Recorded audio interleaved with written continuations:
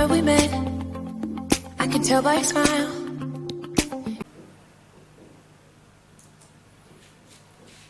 हाँ प्यारे बच्चों, आज हम पढ़ेंगे क्लास 10th का लेसन नंबर 2 जो कि बहुपद का लेसन है। बहुपद जिसे इंग्लिश में पॉलिनोमियल कहते हैं। अब ये बहुपद होता क्या है? बहुपद को जानने के लिए हमें सबसे पहले नंबर्स के बारे में जानना होगा। जैसे नंबर्स में अभी मैंने लास्ट लेसन में बताया था बच्चों को कि नेचुरल नंबर होता है, होल नंबर होता है, इंटीजर्स नंबर होते हैं, रेशनल नंबर होते हैं, इरेशनल होता है। रेशनल इरेशनल से ही हमारा एक रियल नंबर बनता है। रियल नंबर यानी एक बहुपद को समझने के लिए हमें जैसे कहते हैं चर या अचर। ये क्या होता है? अचर मीन्स होता है कोफिशिएंट, कोफिशिएंट्स। चर मीन्स होता है वेरिएबल, वेरिएबल्स। अगर चर को मैं ऐसे कहूं, चर मीन्स क्या होता है? हमारी संख्या है, जो वास्तविक संख्या होती है, या फिर इसको कहते हैं वास्तविक संख्याएं।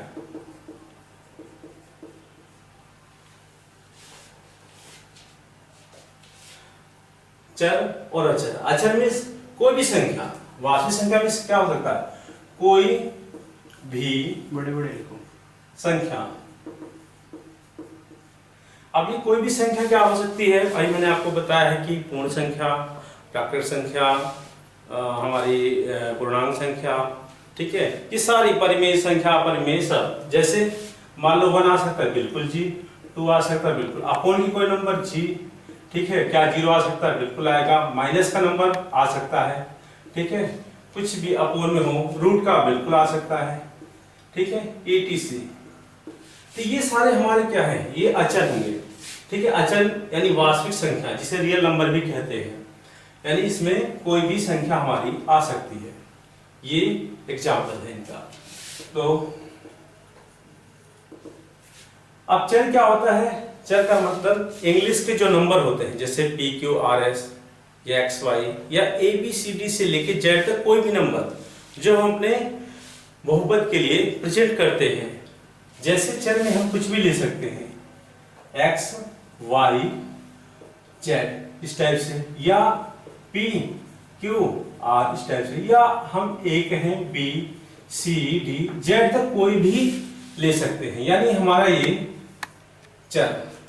अब जो हमारा बहुपद होता है, बहुपद ये देखिए, बहुपद क्या होता है? बहुपद का मतलब है हमारा कि चर इंटू में अचर दोनों ही होता है। कैसे? चर मीन्स क्या है? कोई नंबर ले लेते हैं x, अचर मीन्स कोई संख्या ले लेते हैं, इसका मतलब कोई भी इंग्लिश का अक्षर चर। अचर मीन्स हमारा होता है कोई भी नंबर ले लो, आप इसकी जब मल्टीप्लाई करेंगे तो 2x, ये क्या होगा? हमारा बहुपद होगा, बिल्कुल बहुपद होगा, ठीक है। या फिर बहुपद को और इजी समझने के लिए हम क्या करते हैं? बहुपद मीन्स आप चर ही लो, चर मीन्स कोई भी चर ले लीजिए आप, ठीक है। और अचर तो कोई भी नंबर हो सकता है, 1 भी हो सकता है, 2 भी हो सकता है, 3 भी हो सकता है। जैसे मैं अगर आपको ऐसे कहूं कि मान लो मेरे पास x की पावर 1 है, x की पावर 2 है, x की पावर 3 है, x की पावर 4 है, इस टाइप से कुछ भी हो, पावर क्या हो? एक प्राकृत संख्या हो। यहाँ पे जो पावर हमारी होती है, पावर मीन्स जो घात होगी इसकी, वो हमारी होगी नेचुरल नंबर, नेचुरल नंबर यानी प्राकृत संख्या। जैसे इसमें क्या आ सकता है? 1, 2, 3 डॉट डॉट डॉट, इससे संबंधित इसकी पावर होगी। यानी अगर ऐसे पावर 1 हो, 2 हो, 3 हो, 4 हो, 5 हो, तो ये सारे हमारे क्या होंगे? चर होंगे, ठीक है। तो चर इसको कहते हैं। बट कभी भी जो इसकी घात है, ठीक है, नोट्स, यदि,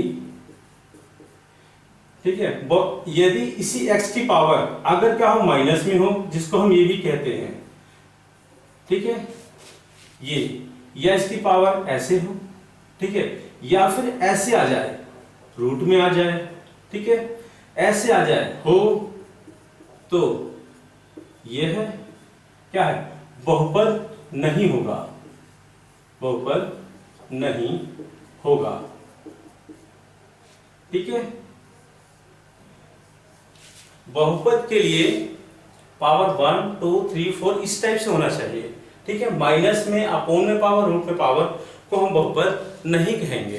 ठीक है, ये बहुपद के बारे में था, बेसिक्स था। अब आते हैं बहुपद के कितने प्रकार होते हैं। तो बहुपद के तो वैसे देखिए, बहुपद के प्रकार, तो हम बहुपद को में कई तरह से बांटते हैं बहुपद को। जैसे बहुपद के हमारे जो होते हैं, एक होता हमारा रैखिक बहुपद, रैखिक बहुपद पहले नंबर पे। दूसरे पे हमारा होता है रैखिक बहुपद का क्या मतलब है, जिसकी घात, जिसकी यानी जिसके चर की घात क्या हो, 1 हो, उसे हम रैखिक बहुपद कहते हैं। ये क्या होता है, जैसे मैं कहूं x और प्लस 1, इसमें पावर क्या है, 1 है। यानी अगर हम कहें x की पावर 1 को हम x भी कह सकते हैं, यानी खाली x को आप x की पावर कह सकते हो, या इसको ऐसे भी लिख सकते हैं y प्लस 5, खाली है तो पावर 1 है, पावर 1 को हम रैखिक कहेंगे। रैखिक का मतलब जिसकी पावर 1 होता है। इसके बाद सेकंड होता हमारा द्विघात बहुपद। द्विघात बहुपद जो होता है, यानी जिसकी घात क्या हो, जिसकी घात 2 हो। जैसे ये हमारा आ जाता है z की पावर 2, और कोई भी नंबर हो, जैसे प्लस 5 प्लस 3, ये कुछ भी हो सकता है, जरूरी नहीं कि z ही हो। आप x लिख लीजिए, x की पावर 2, कुछ भी हो सकता है। ऐसे भी आप लिख सकते हो y की 2, 3y, ठीक है, और कुछ भी लिख दो, 3 लिख दो, 8 लिख दो, कुछ भी लिख दो। तो सबसे मेन क्या होगा, सबसे बड़ी जो पावर इसमें होनी चाहिए द्विघात में, वो होगी x की 2, सबसे बड़ी पावर। ठीक है, अब अगर मैं इसको बनाना चाहूं तो मेरे लिए बहुपद क्या हो सकता है, ax प्लस b, और इसमें अगर मैं बनाना चाहिए इसका इक्वेशन, इसका इक्वेशन ऐसे ही बना सकते हो आप, ax स्क्वायर प्लस में bx प्लस में c, ये इसका इक्वेशन बन सकता है। और नंबर 3, जैसे त्रिघात, त्रिघात बहुपद, त्रिघात बहुपद जिसकी घात क्या हो, घात यानी पावर, सबसे बड़ी जो घात हमारी होगी वो क्या होगी, 3 होगी। यानी जैसे x की पावर 3, अब इसके साथ कुछ भी लीजिए, 2x प्लस 1, मैक्सिमम पावर क्या है, 3 है, तो क्या होगा, त्रिघात बहुपद होगा। ठीक है, और जैसे y की 3, ठीक है, और हमारा 5y प्लस 9, कुछ भी हो सकता है, ये हमारे क्या होंगे, त्रिघात बहुपद। इसकी मैक्सिमम क्या होगी, जो हमारी पावर होगी वो 3 होगी। इसको हम अगर इक्वेशन ही बनाएं तो ax की 3 bx स्क्वायर तक ले सकते हो आप, cx प्लस में d। ठीक है, ऐसे इसके अन्य भी होंगे। ठीक है, ऐसे इसके अन्य बहुपद होंगे, जैसे 4 घात वाले हैं, 5 घात वाले हैं। यानी मैंने पहले आपको बताया था बहुपद उसे कहेंगे जिसकी पावर 1 हो, 2 भी हो सकती है, 3 भी, 4 भी, तो ये बहुपद होते हैं। ठीक है, बहुपद में भी चर का है, जैसे सिंगल आ गया, ये क्या है x, ये y, तो ये सिंगल चर वाले हैं। ठीक है, तो ये अगर समझ में आ गया तो मैं इसको साफ करके फिर, कई बच्चे बोलते हैं कि सर ये बताइए x स्क्वायर y प्लस 2 क्या ये बहुपद है, क्या ये बहुपद है, मैं लिख देता हूं इसे, क्या ठीक है ये बहुपद है, ये क्वेश्चन मिल जाता है। तो मैंने कहा क्या, मैंने बहुपद का एक ही रूल आपको बताया है, जिसकी पावर क्या हो, यहाँ पे x की पावर क्या है, x पावर 2 है, y भी आ गया, कोई बात नहीं, y की पावर क्या है, कुछ नहीं तो 1 है, तो 1 पावर भी है, 2 पावर भी है, तो ये बहुपद है। ठीक है, यानी कैसा बहुपद, ये 2 चर वाला हो गया और 1 चर वाला, अब दोनों मिला दिया जाए, जैसे ये मिलके कैसे बना है, ये ऐसे x प्लस वाई, इसको कहेंगे 2 चर वाले बहुपद। ठीक है, बहुपद, ये 2 चर वाले बहुपद हैं। ठीक है, ये बहुपद होगा। ठीक है, 3 भी आ सकता है, मान लो यहाँ पे x स्क्वायर हो, यहाँ पे y हो, यहाँ पे क्या हो, z हो, ये क्या हो जाएगा, ये हमारा हो जाएगा 3 चर वाला बहुपद, 3 चर वाले बहुपद। ठीक है जी, यहां तक समझ में आ गया। अब इससे अब आगे चलते हैं। देखिए कभी हम बहुपद को डिनोट कैसे करते हैं।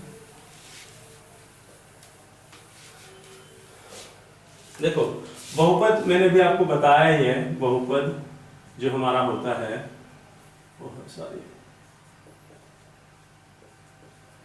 बहुपद यानी बहुपद के लिए क्या है, ये चर हो गया, ठीक है, चर है।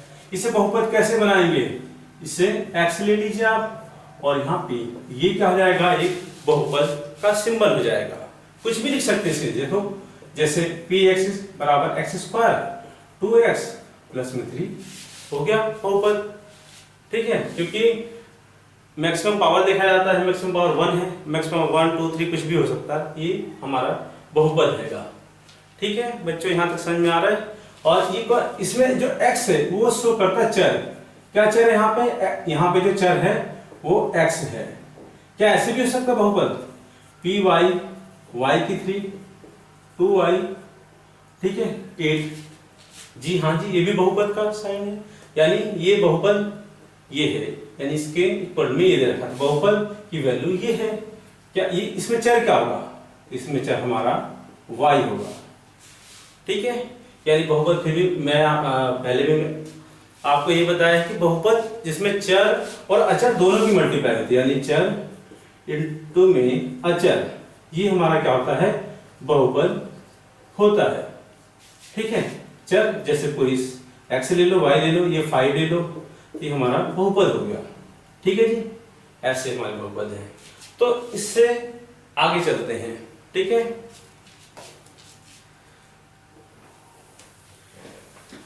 इससे आते हैं,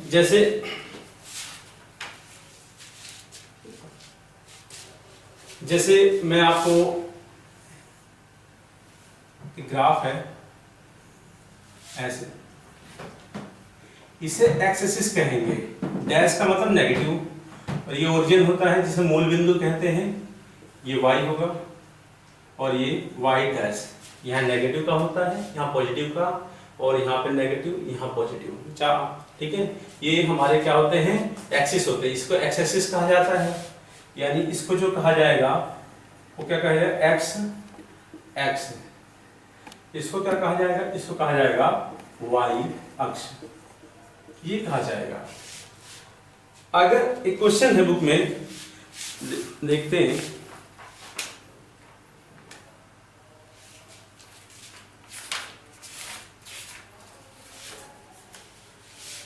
बुक में क्वेश्चन दे रखा है कि क्वेश्चन ऐसे है, किसी बहुपद के लिए px के शून्यकों की संख्या लिखिए। px के शून्यकों की संख्या बताओ या लिखिए, जो भी है। ये क्वेश्चन बन गया, क्वेश्चन दो, इसे क्वेश्चन बना लिए, क्वेश्चन नंबर 1 बना लिए। ठीक है, अब कैसे होता है, जैसे आपको इसके लिए ग्राफ दिया जाएगा, ग्राफ होगा ऐसे। ठीक है, ग्राफ में मैंने आपको पहले ही बता दिया कि इसको एक्स एक्सिस कहा जाएगा, ये नेगेटिव को डैश से शो करेंगे, ये वाई एक्सिस, ठीक है, और ये ओरिजिन। मैंने आपको ऐसे ग्राफ दिया यहाँ पे, ए ऐसे। तो इसमें इन्होंने कहा है कि यहाँ पे हमें क्या बताना है, px में शून्यकों की संख्या बतानी है। तो शून्यकों की संख्या यहाँ पे कितनी है, यहाँ तो ये देखिए px आपके पास है, ठीक है। इस x का मतलब क्या होता है, यहाँ पे चर क्या है, चर बराबर x है, यानी जो चर है वो x पे है, या फिर आप ऐसे भी कह सकते हो ये x से चर। तो x की x एक्सिस पे देखा जाएगा, px का मतलब x एक्सिस पे देखा जाएगा, और यहाँ पे इस x एक्सिस से जब यहाँ पे जाते हैं तो एक बिंदु यहाँ पे मिला और एक बिंदु आगे चलते यहाँ पे मिला।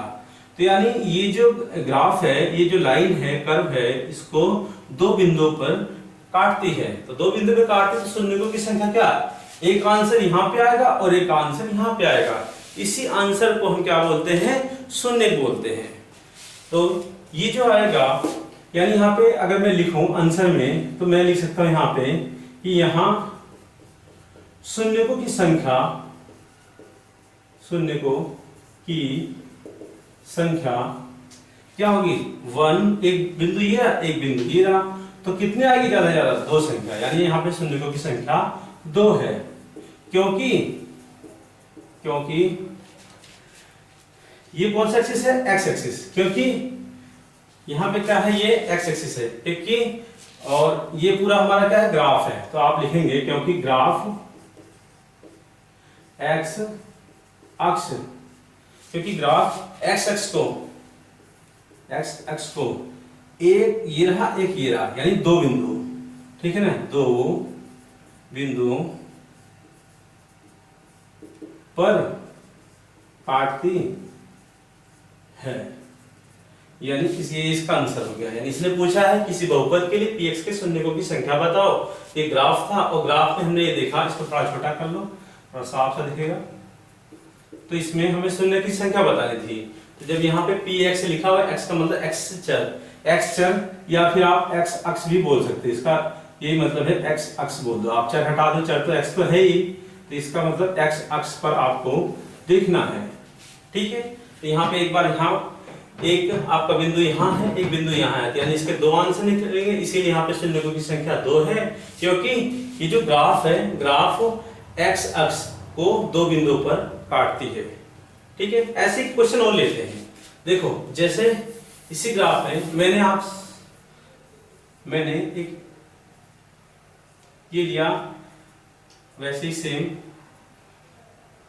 ये y एंड ये y।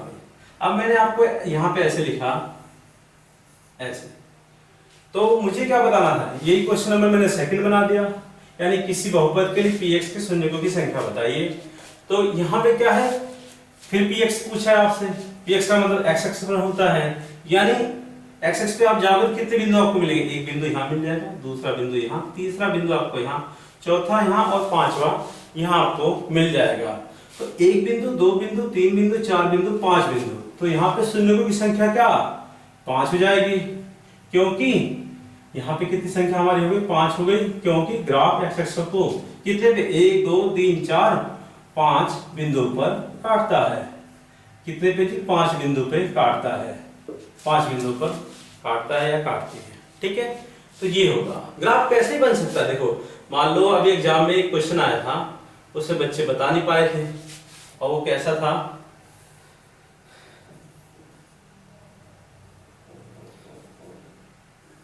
ये दे दिया आपको और आपसे यहां पे कहा गया है ये लो जी, आप इसमें बताइए कि px के लिए शून्यकों की संख्या कितनी है।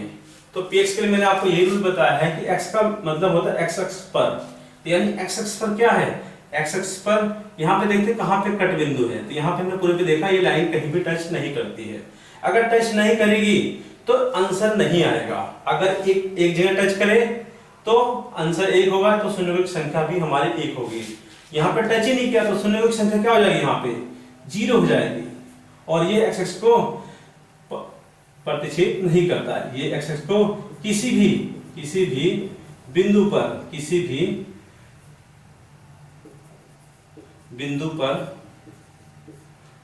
पर नहीं काटता है, नहीं काटता है, ठीक है जी। ये आ गया।